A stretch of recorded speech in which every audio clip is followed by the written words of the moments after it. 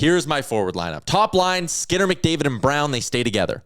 Second line, it is the hard-to-play against line. Hyman, Draisaitl, and Frederic. They will wear you down on the cycle. You have a good forechecker and Trent Frederic on there. I think that's a line that just plays a very, very difficult brand of hockey and is a line you can actually kind of trust. So I like that trio. Third line, it is your break-even and anything else as a bonus line. Podkolzin, Hopkins, Arvidsson. I think Arvidsson and Podkolzin have shown that they actually work pretty well together. This trio has had some nice stretches in the final 6 weeks of the season. I think that's actually a really, really nice third line that you can kind of trust at both ends of the ice. Henrique, Perry, and Evander Kane is my fourth line. I worry a little bit about the boots on that fourth line, if I'm being totally honest with you. You hope Evander Kane is fully up to speed, but as much as you can sit there and say he's fully healthy and he's been ramping up, it's great. He also hasn't played hockey in 10 months and he's in his 30s. There's no guarantee you're getting great boots from him. So that fourth line is just kind of my veteran, start him only in the offensive zone, hope you get a clutch goal here or there line. The middle six is two lines I think you can kind of trust everywhere. And the top line is Connor McDavid can produce with anything. What do you make of this? What would you change? Well, I would just say quickly on Kane, having a blowout game early in the series would be incredibly beneficial. Because you could give him 15 minutes. Just let him run with it. I think that this lineup is probably good for game one.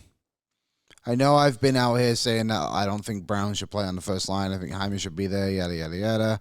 I just think eventually it's going to balance itself out that Kane will just move into the top six and Brown will just find his way back down to the fourth line, which is fine. Like, I think spot starts throughout the game as well of just throwing Hyman or Kane into a position with McDavid and Draisaitl is also good. Another reason I really would keep Brown in the top six at least on next to McDavid more than Draisaitl.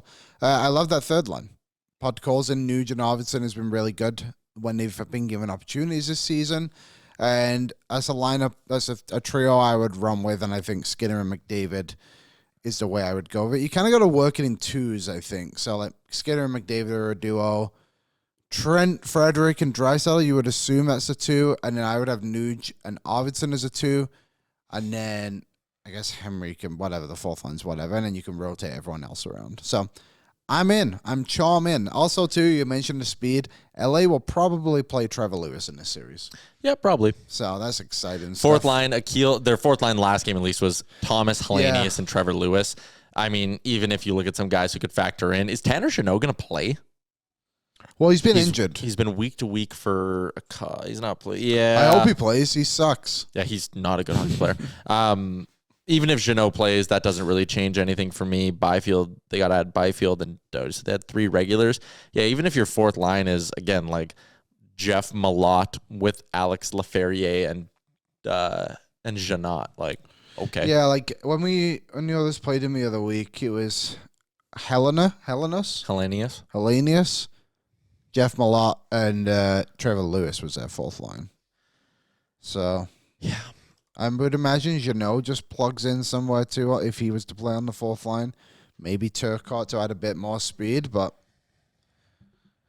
yeah, could you have the Kings line? I guess that was it, wasn't it? It's not even up to date. This is it from their last game, so it's missing a considerable amount. Yeah, Alex Turcotte, first line. That's what they thought was going to happen. Is Byfield, Kopitar are not in there? Yeah, so there's your 2 sec. Yeah, whatever.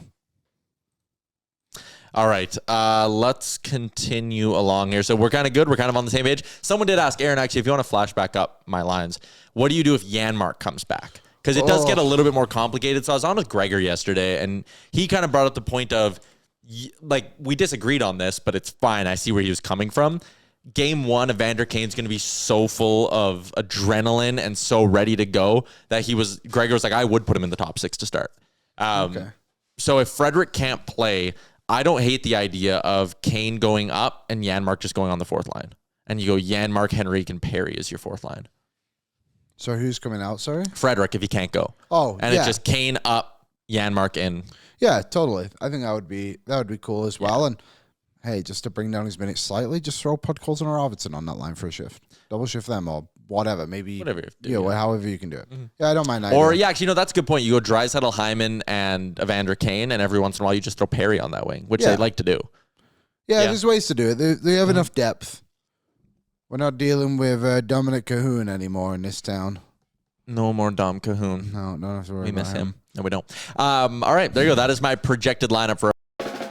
What's up, Nation citizens? If you like that video, then you need to be subscribed to the Oilers Nation YouTube. Podcasts, live shows, exclusive interviews, and analysis. Everything you need from your favorite voices at Oilers Nation. And you don't want to miss any of it, so hammer that subscribe button.